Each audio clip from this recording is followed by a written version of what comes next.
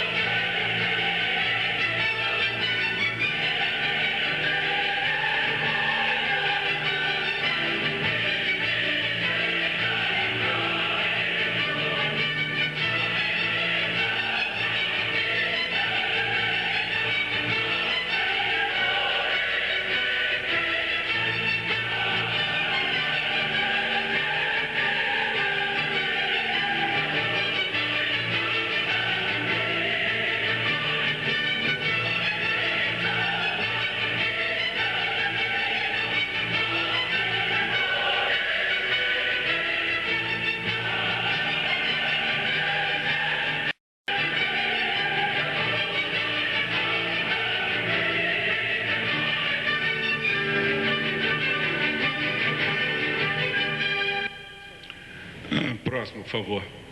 Obviamente, quem compôs essa música nunca ouviu essa música, que é a Nona Sinfonia de Beethoven, como vocês sabem. E provavelmente o Beethoven é o surdo mais famoso da história. E eu acho que seria impossível falar sobre surdez sem falar sobre o Beethoven. O problema é que eu não estou falando sobre surdez de maneira geral, estou falando sobre surdez genética. Próximo, por favor. A história clínica do Beethoven é de que ele teve uma perda auditiva que foi primeiro notada ao redor de 28 anos de idade. O início foi principalmente tons de alta frequência em associação com zumbido. Não havia nenhum sintoma vestibular e isso progrediu para uma surdez total aos 45 anos de idade. A autópsia foi feita pelo famoso Rokitansky, que eu conheço como geneticista pela anomalia de Rokitansky, que é um problema de útero e vagina, que mostrou o espessamento craniano, nervos auditivos atróficos, artérias auditivas com arteriosclerose e ossículos aparentemente normais. Ele não estava funcionando. A família do Beethoven é uma família bem típica do final do século XVIII. Nasceram 7 crianças, sendo que 4 morreram nos primeiros 2 anos de vida.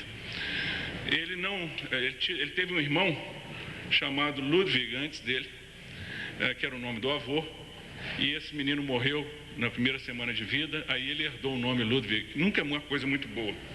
Uma outra pessoa que fez a mesma coisa foi o Salvador Dalí. Você vê que mexeu muito com a cabeça dele, né? Ele tinha 2 irmãos mais novos, inclusive o Caspar, que é pai de um sobrinho que morou com Beethoven por muito tempo.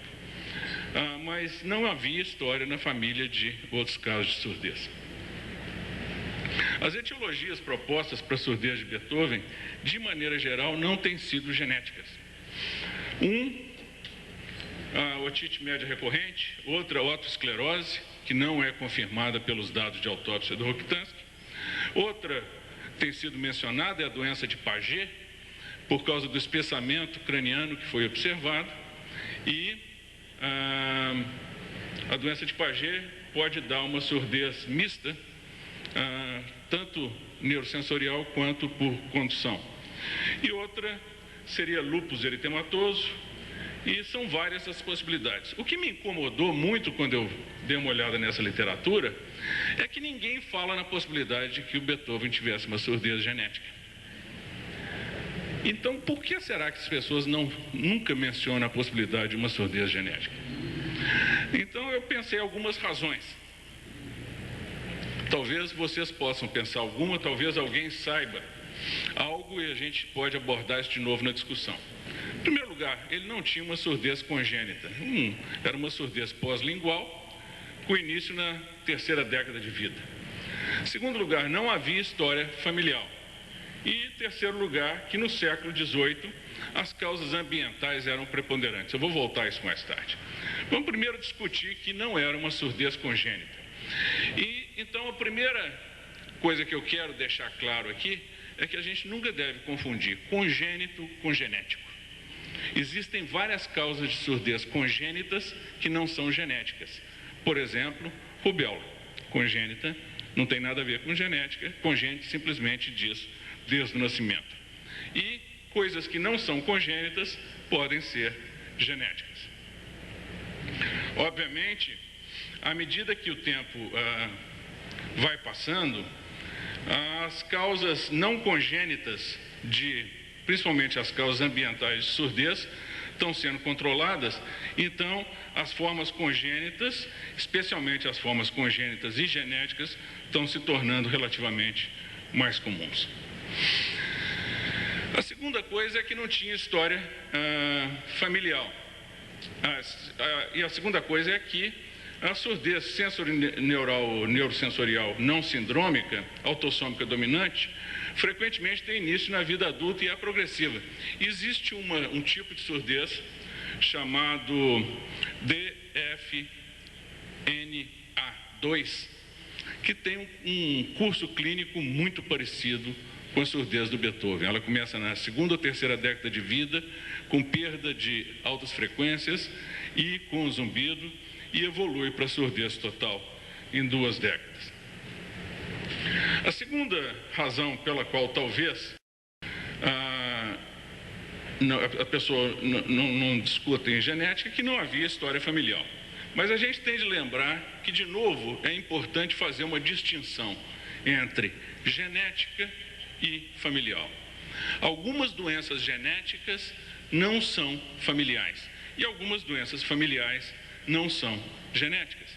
Porque, obviamente, se uma família tem em comum um tipo de ambiente, as famílias compartilham ambientes e genes. E, na verdade, a maioria dos casos de doença genética, ao contrário do que é geralmente esperado, ocorre isoladamente na família. Por quê? As doenças autossômicas recessivas frequentemente afetam apenas uma pessoa na família. Aqui nós temos, então, o tipo de herança recessiva. O pai e a mãe são portadores, são mostrados aqui, as pessoas são verdes, desse gene está marcado com uma mutação vermelha. E o indivíduo afetado herda as duas cópias mutadas, então ele apresenta doença. E os outros irmãos vão ser sadios.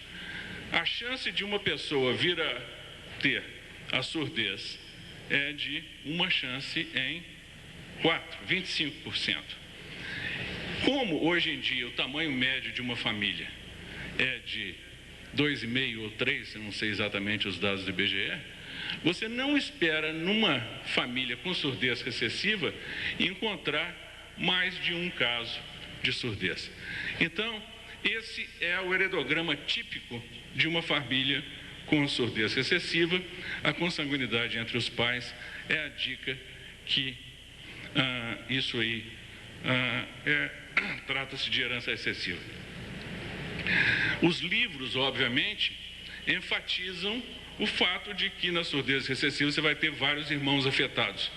Pode haver também, mas é um problema simplesmente de uma loteria interna da família. E você precisaria de ter muitos filhos para garantir que pelo menos 2 eram afetados. Obviamente, quando existem 2 afetados, você tem certeza que a família tem uma surdez excessiva, e então isso é o que a gente chama em genética de um viés de averiguação. Tem também um outro detalhe interessante, que numa família na qual existe uma surdez excessiva, é apenas o casamento desses 2 portadores que estabelece as condições necessárias para aparecer uma pessoa afetada. E você não espera que nessa família haja outros casamentos de 2 portadores, porque as irmãs do pai vão estar casando com outras pessoas e os irmãos da mãe, a não ser em situações extremamente anômalas. Isso é uma família que nós vimos no núcleo de genética médica, na qual um irmão e uma irmã casaram com uma irmã e um irmão, e eles eram primos entre si. Então nós temos, no caso, a síndrome de Usher, que é uma surdez sindrômica. Nós temos o caso de 2 casos na família, um de cada grupo. A outra coisa é que as mutações dominantes não são familiares. Aqui, então, nós temos os princípios de transmissão de uma doença autossômica dominante. A presença do gene mutante está geralmente associada com a presença da doença. E todo mundo que herdar o gene mutante vai herdar a doença. Então, aqui nós temos uma família, também que eu vi no núcleo de genética médica, com uma surdez. Na verdade, eu vi essa família por causa do nascimento dessa menininha, que tinha uma surdez profunda e retardo mental. E a hora que você olha a família, você tinha segregando na família uma surdez parcial, bilateral, tipicamente autossômica dominante. Se você tem uma família dessa, em algum ponto, alguma pessoa tem de ser a primeira da família, onde ocorreu a mutação, que a partir daí começou a segregar na família. Então, hoje em dia, e aqui trata-se de uma surdez parcial, essas pessoas casam e têm filhos, mas no passado não era assim, principalmente as surdezes dominantes mais graves, o indivíduo não se casava e não tinha filho. O caso do Beethoven, eu não sei se isso teve alguma coisa a ver com a surdez dele ou não, mas ele nunca se casou e não teve filhos. E aqui existe a possibilidade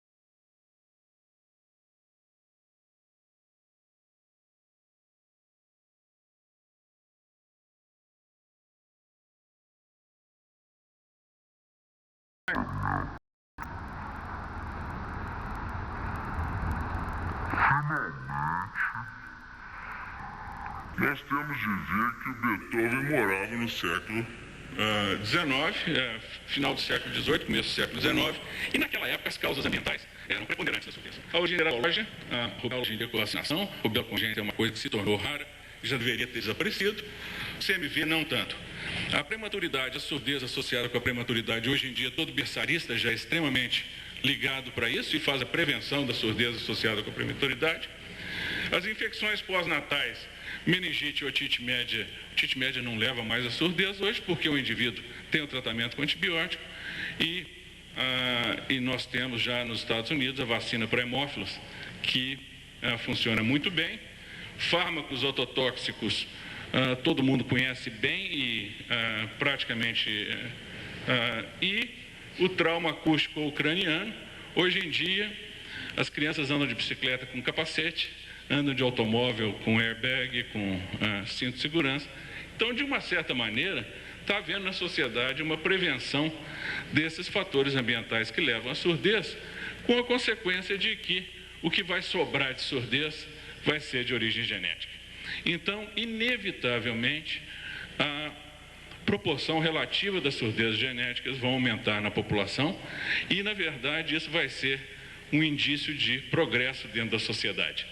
Isso já aconteceu nos Estados Unidos e está acontecendo também, vai acontecer inevitavelmente no Brasil. Bem, feita essa longa introdução, vamos poder falar diretamente, então, sobre surdez genética. Isso aqui, me desculpa o pessoal que está aí atrás, que não consegue ler, mas eu vou falar. Isso é uma tela de computador de um site de internet que chama-se OMIN, que é o Online Mendelian Inheritance in Man. É um site que é mantido pela Johns Hopkins University e, se alguém tiver interessado, o endereço dele está aqui embaixo. E é um catálogo de todos os genes e de todas as doenças mendelianas do homem. Então, eu pus aqui simplesmente a palavra deafness.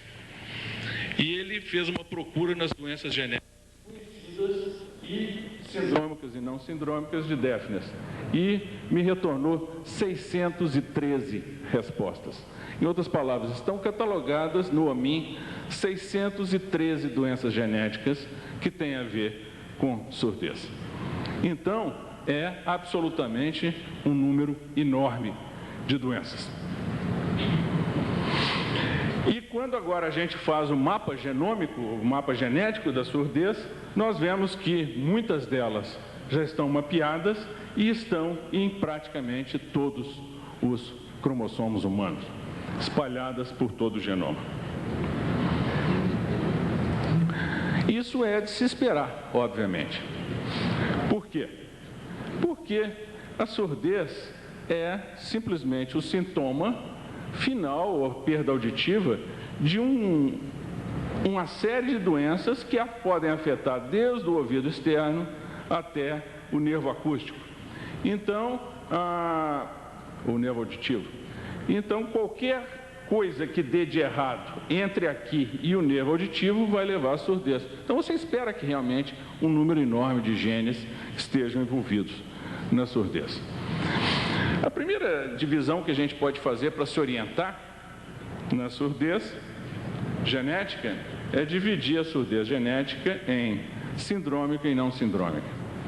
Então, a surdez genética sindrômica corresponde a 30% a 40% dos casos, é quando a surdez não é o único elemento clínico naquele caso, quando ela é parte de um complexo, uma sintomatologia. Então, nós teríamos, por exemplo,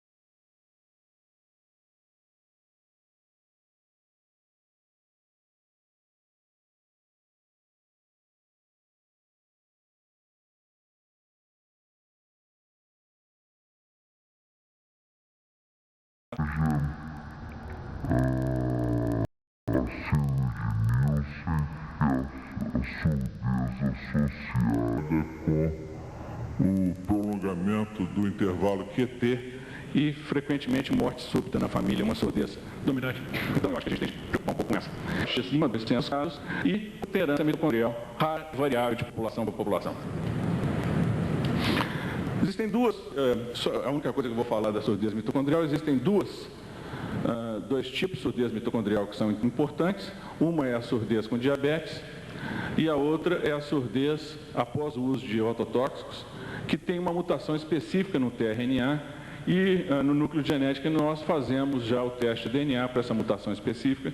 Não vou falar mais nada sobre isso, mas se alguém quiser comprovar num paciente que fez uso de ototóxico e desenvolveu surdez, porque é até interessante isso, né? Porque todo mundo pensa surdez causada pelo ototóxico, mas o ototóxico só é tóxico se você tem uma mutação que é relativamente comum na população. Senão você nunca vai desenvolver a surdez. Mas as duas mais importantes, disparado, são a autossômica recessiva e a autossômica dominante. E, na verdade, clinicamente, já falei, o heredograma mais comum que você vai ver em casos de surdez é esse aqui. Pai e mãe não afetados, nenhuma história familiar, apenas um indivíduo surdo. Existem algumas diferenças entre as surdezes recessivas e dominantes, embora, como em toda regra, há exceções. De maneira geral, as surdezes recessivas são mais graves e tendem a ser pré-linguais, enquanto as surdezes dominantes são progressivas e com início pós-lingual. E assim como o caso da surdez do Beethoven, que eu mencionei. Isso já ajuda a gente a diferenciar bastante os dois tipos. De maneira geral, e aqui você vê uma coisa interessante. Por exemplo, isso aqui, existe um site que é um site de surdez congênita, surdez genética, que está na Bélgica, e que mantém uma lista atualizada das formas de surdez e dos genes associados. E existe uma convenção internacional de que as surdezes são numeradas de acordo com a descrição. As surdezes dominantes são DFN, Deafness A, as surdezes recessivas são Deafness B e as surdezes ligadas ao X são só DFN. E as surdezes, então, DFNA, existem 51 formas diferentes delas, variando de DFNA1 até a 51. E muitas delas são específicas de algumas populações. Por exemplo, a DFN1, que foi a primeira a ser descrita, só é encontrada, na verdade, a única família descrita é da Costa Rica. É uma família que tem centenas de pessoas, que foi descrita até por uma pessoa que eu conheço, que é o Dr. Leon.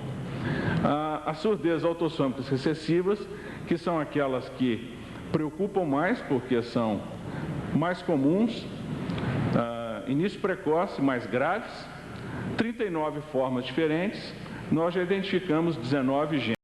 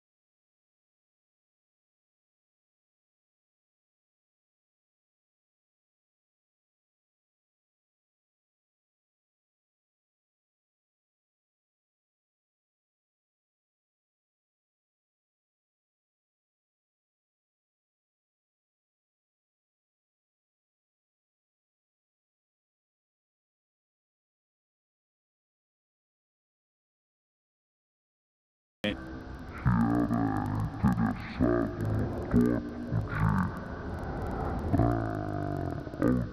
de maneira geral. E, na verdade, o que acontecia nas escolas é que o menino realmente conhecia a menina, os dois se casavam e os filhos eram todos santinhos. Obviamente, a vida de uma criança surda, filho de pais surdos, é bem melhor do que a vida de uma criança surda, filho de pais que ouvem, né? Por causa de uma adaptação familiar. Bem, então, aqui então nós temos algumas das surdezes não sindrômicas autossômicas dominantes. Aqui tem 17 delas, alguns dos locos associados, os símbolos dos genes, e o início você vê que as dominantes tendem a ser pós-linguais, embora algumas possam ser pré-linguais. E essa dominante pré-lingual aqui é a alteração desse gene, que é de uma gap junction, GJB2, que é o mesmo da conexina 26. Mas, de qualquer maneira, o importante é que, se você olhar nessa coluna aqui, que é dos testes de DNA, todas elas ainda estão em pesquisa, em outras palavras. Não existe nenhum gene que um laboratório de biologia molecular possa usar e oferecer de uma maneira geral. Aqui, então, nós temos as surdezes não sindrômicas autossômicas recessivas. Vários tipos. E agora nós vemos uma coisa interessante, que é essa forma que é DFNB1, que eu já mencionei, associada a mutações do gene JGB2 da conexina 26, que é uma proteína de gap junction, eu vou falar no minuto, e que então existe já um teste de DNA para ele e bem estabelecido. As outras ou estão em pesquisa ou estão no estágio pré-clínico. Então, efetivamente, um laboratório feito nosso, que trabalha com biologia molecular, tem a oferecer diretamente em surdez 2 testes de DNA. O primeiro, que é o mitocondrial, que eu mencionei, e o segundo, que é o do JGB2. Tem um terceiro que eu vou falar daqui a pouquinho. Então, nós temos essa forma da surdez, que é a DFNB1, que está associada com mutações do gene JGB2, Gap Junction B2. Esse é um gene que está envolvido com transporte de íons dentro do ouvido interno, principalmente íons de potássio, através das Gap Junctions, e parece que nós vamos ter uma palestra aqui que vai olhar isso em bastante detalhe. É hoje a palestra ou amanhã? Então, quem estiver interessado, guarde a curiosidade até amanhã, porque nós vamos ter bastante detalhes disso. E ela ocorre em 50% dos casos de surdez pré-lingual autossômica recessiva. Então, agora nós vemos que, apesar de haverem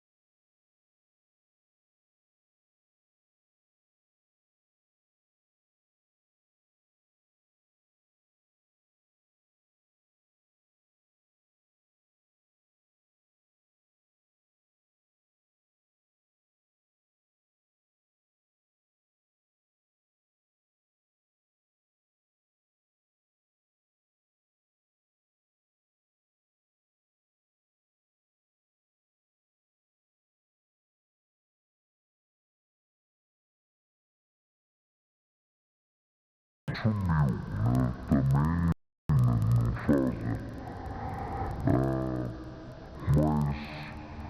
até interessante que eu estava lendo uma revisão na Literatura, obviamente não foi escrita por um biólogo molecular, mencionando as duas, 35-DLG e a 30-DLG, como se fossem duas mutações diferentes, e para fins de conhecimento genético. Então, voltando aqui, a mutação da GJB2 ocorre em 50% dos casos de surdez pré-lingual autossômica excessiva. Como a surdez autossômica excessiva representa 60% dos casos de surdez pré-lingual, e que a mutação 35-DLG é responsável por 80% dos casos de NF-B1, nós chegamos à conclusão de que a mutação 35-DLG é vista em 0,5 vezes 0,6 vezes 0,8, que dá 24% de todos os casos de surdez pré-lingual. Em outras palavras, se você pegar 100 crianças surdas e pedir o teste da mutação 35-DLG, em 24, mais ou menos em 1/4 dessas crianças, você vai ter um teste positivo. E agora você passa a ter um diagnóstico exato, você sabe a etiologia, você pode fazer o aconselhamento genético da família, você pode testar os irmãos, fazer o aconselhamento genético dos irmãos. Então, na minha opinião, e a minha opinião é meio suspeita, obviamente, porque eu tenho um laboratório que faz esse teste, mas em todo caso de criança com surdez, deveria ser feito o teste da conexina 26. Não é um teste caro no Brasil. Nós cobramos R$150 pelo teste. Um teste de DNA, mas não é nada extorsivamente caro. Qual que é o fenótipo da DFNB1? Então, é uma surdez neurosensorial profunda, 50% dos pacientes acima de 90 decibéis e 30% dos pacientes entre 71 e 90. Todos os casos são de surdez pré-lingual, mas alguns não são congênitos. Existem crianças com DFNB1 que passaram por triagem neonatal e que mais tarde desenvolveram surdez. O quadro é não progressivo, ela é absolutamente estacionária, e isso é ótimo, porque você pode planejar o futuro clínico dessa criança, não há flutuação, função vestibular é normal, e como o defeito é coclear, os implantes cocleares funcionam muito bem nesse caso de surdez. Então é considerado um bom fator prognóstico para implantes cocleares. Obviamente que não fazem parte do meu dia a dia, porque eu não trabalho com essa área. E lembrem-se, quando você fizer o teste de uma criança que tenha a forma autossômica recessiva DFNB1, devem ser testados os irmãos. Por quê? Essa irmã aqui, por exemplo, ela pode casar com quem ela quiser e ter quantos filhos ela quiser, que o risco dela vir a ter um filho com esse tipo de surdez é 0. Já essa irmã aqui, ela é uma portadora. E dependendo de quem ela casar, ela pode vir a ter filhos com DFNB1 e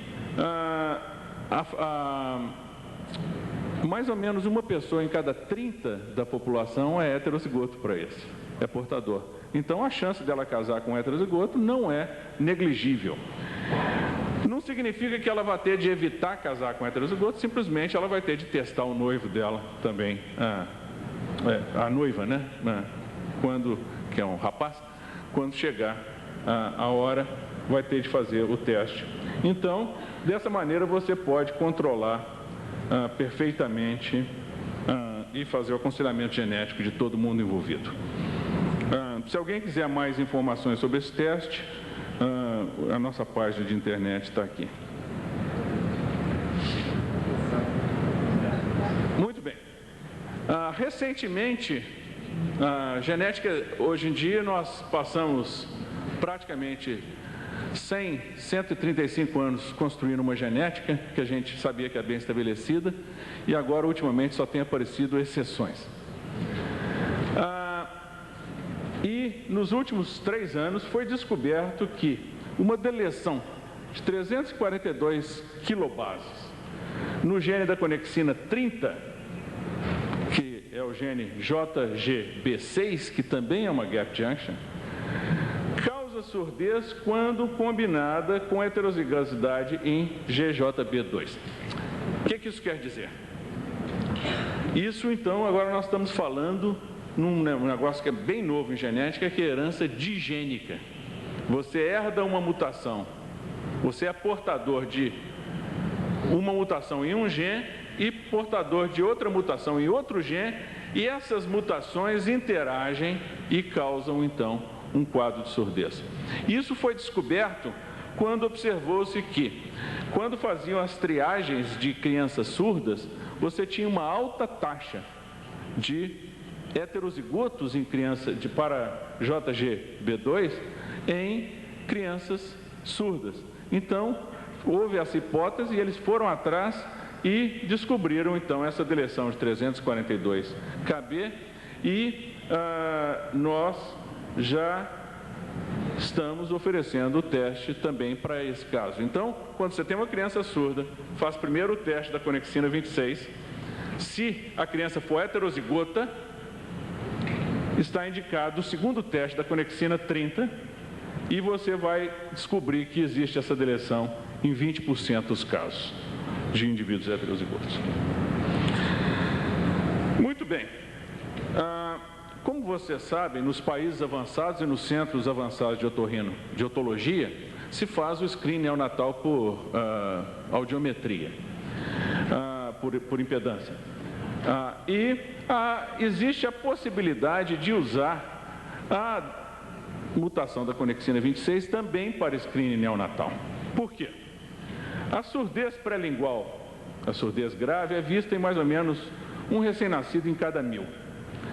E o diagnóstico precoce da surdez melhora consideravelmente o prognóstico da criança. A família se prepara e você não atrasa o tratamento. E existem hoje em dia várias opções terapêuticas para criança com surdez importante.